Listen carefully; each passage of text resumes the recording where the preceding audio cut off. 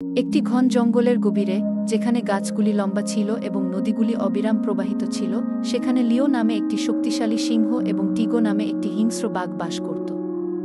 যদিও তারা জঙ্গলের বিভিন্ন অংশ শাসন করেছে, তারা এর আগে কখনো একে অপরের সাথে দেখা করেনি। একদিন লিও নদীর কাছে হাঁটতে হাঁটতে টিগোকে পানি পান করতে দেখে।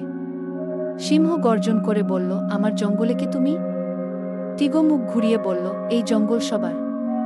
আমাকে প্রশ্ন করার তুমি কে? কিছুক্ষণের জন্য তারা একে অপরের দিকে তাকালো, লড়াই করার জন্য প্রস্তুত। কিন্তু তারপর তারা কিছু লক্ষ্য করল, তারা উভয়েই শক্তিশালী, উভয়ই সাহসী এবং উভয়ই খুব খুব ক্ষুধার্ত। লিও দীর্ঘশ্বাস ফেলে, লড়াইয়ের পরিবর্তে আমরা একসাথে শিকার করি না কেন? আমরা যদি দল হিসেবে কাজ করি তবে আমরা আরও খাবার ধরতে পারি।